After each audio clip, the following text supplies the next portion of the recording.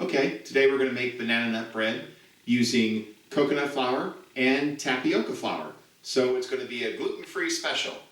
Extra sweet with the coconut flour, so I hope you like it. Let's get started. So I took a cup of coconut flour and a cup of tapioca flour, and we're going to mix it together. Then we're going to add 2 teaspoons of baking soda and 1 teaspoon of salt.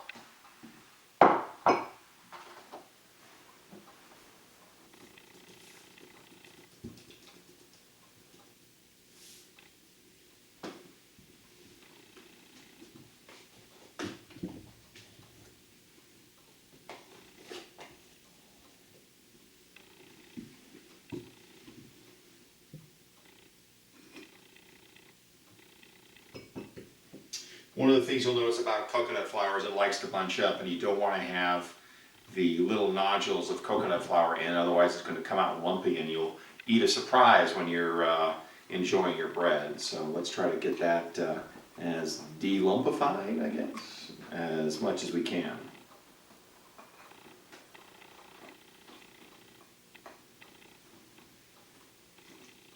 Okay.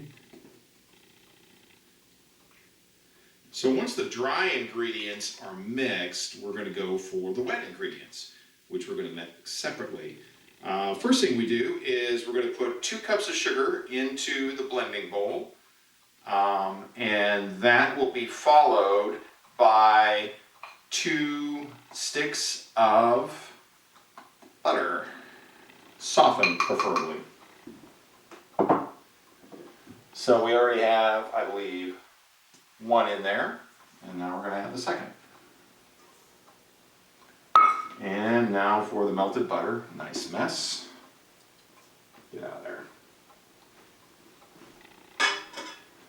And then we put this in the sink and hide it from everyone, which is a good idea. Then we put it into our lovely blender, and this is probably the best thing to use for this, the whisk. We're going to want to do a slow blend there.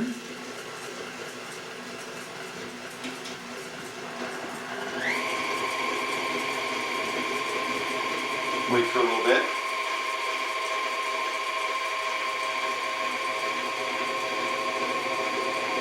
And so it's as blended as possible, so you don't have too many lumps of sugar. Turn it off, free it up. So the next thing we're going to want to do is we're going to add the eggs.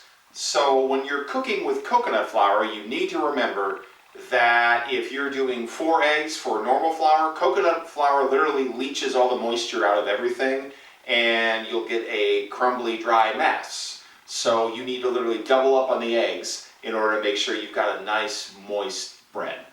So 8 eggs as opposed to the normal 4. Just break them on up, put them in there.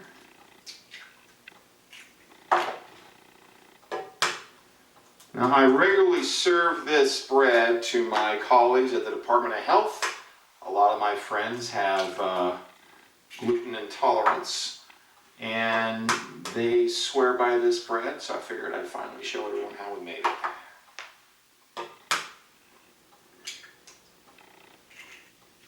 And down below we'll have the written out recipe, so if you need to, you can just copy it off and make your own adjustments. So there are our 8 eggs, and now we're going to let this thing go for it.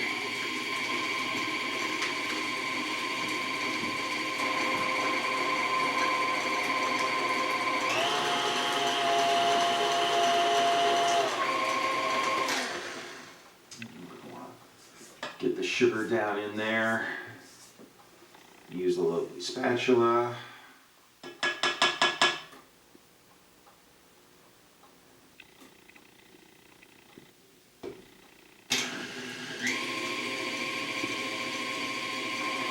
Natalia likes using wood spatulas. I like using whatever I can get my hands on.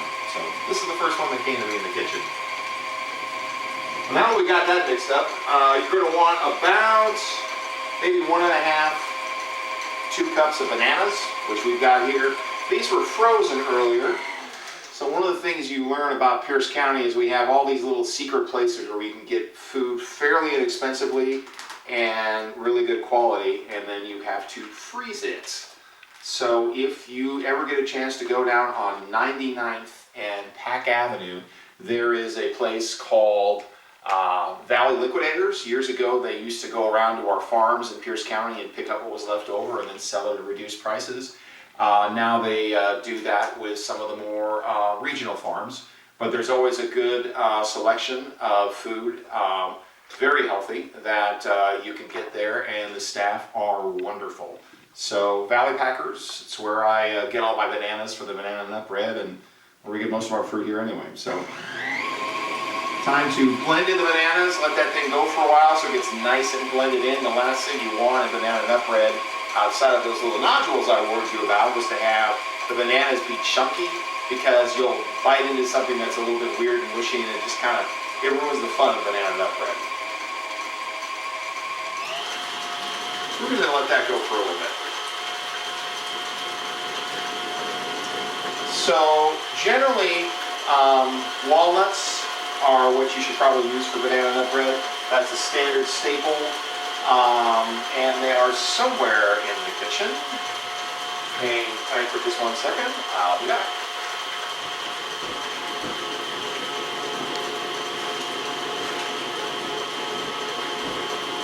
Usually do walnuts to taste. I usually do about 2 handfuls. And then you want to kind of crack them up in your hand before you put them in.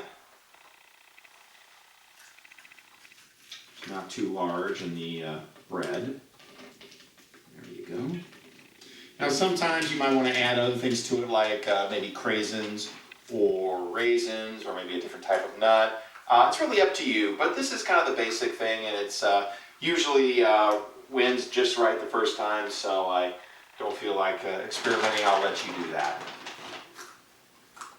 So I'm going to crunch these guys a little bit, and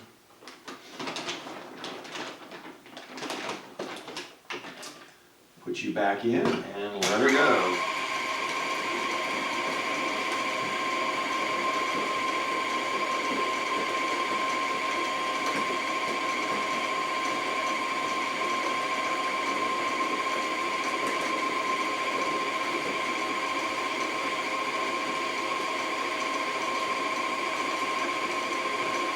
So once this gets thoroughly mixed, what we're going to do is we're going to take the flour, the salt, and the baking soda, and we're going to slowly blend it in to the rest of the mix.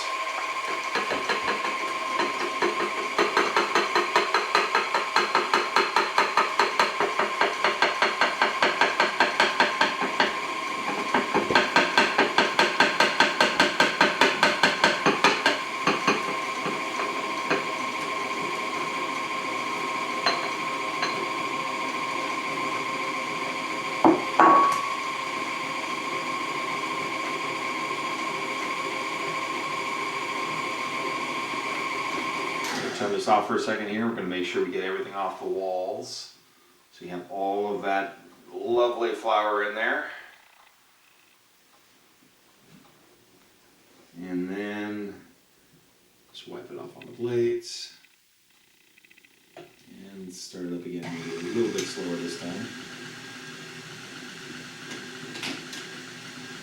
So once this is finished mixing, we're going to want to grease down 2 pans. And then put it in the oven. So now that this is blended, we're going to have a little bit of fun. This is shredded coconut. So you're going to want to take just a little bit of shredded coconut in your hand and throw it in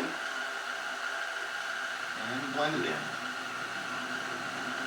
And we're also going to take some shredded coconut and sprinkle it on top after it's cooked for about 20 minutes, because otherwise the coconut's going to burn and it's not going to be as nice. So let's speed that up just a little bit more.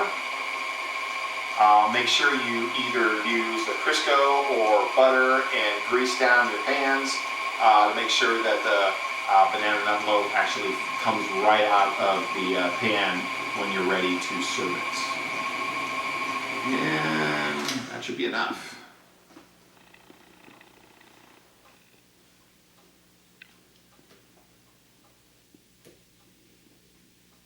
So usually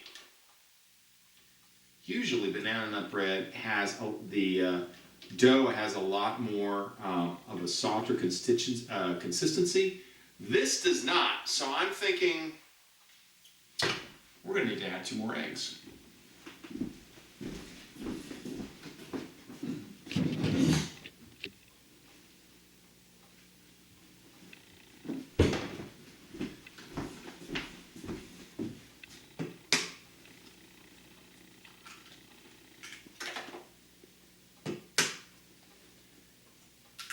You do need to make sure that you keep an eye on the consistency. It has to be a little soupy in order to get a nice smooth texture on your banana nut loaf. So if it's really coarse like this is, you can see that, you're going to want to make it a little bit more moist. So throw in 2 more eggs.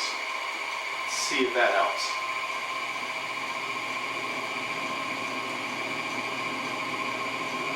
Another way to use less eggs would be to probably cut a little bit less coconut flour and maybe substitute some of it for almond flour. That's much better.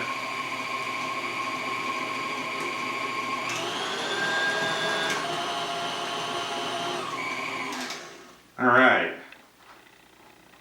Comes right off.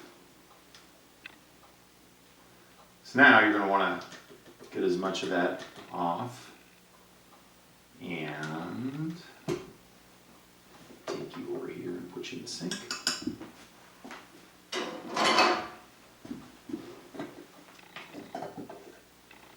Put this into our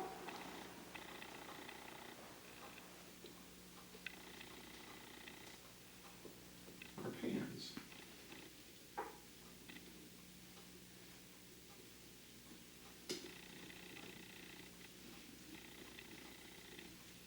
Make sure you spread it out as evenly as you can.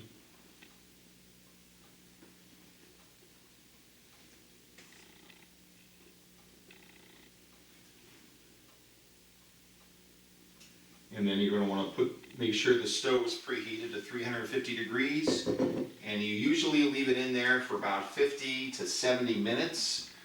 What you do is you test by going in and seeing if you do the knife test where you stick a knife in it. If the blade comes out clean, then your bread is complete.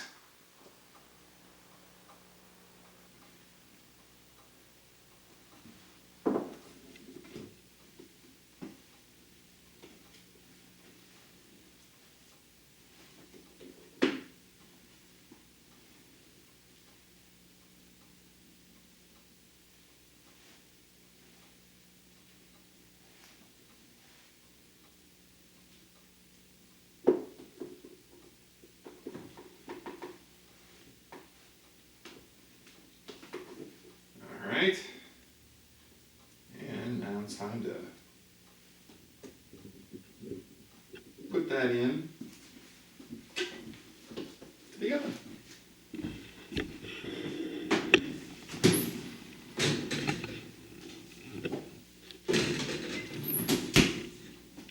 And we'll see in about 20 minutes.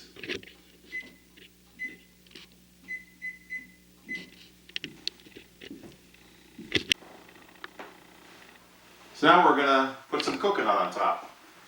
What do they do? Easy.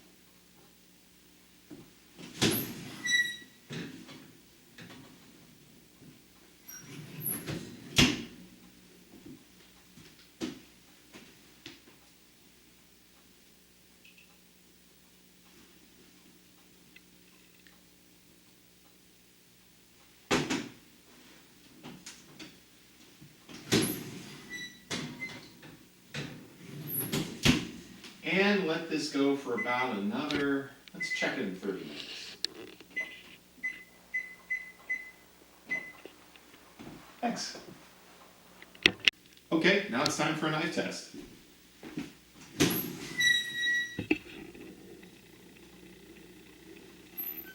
Okay, that one's clean. And so is this one.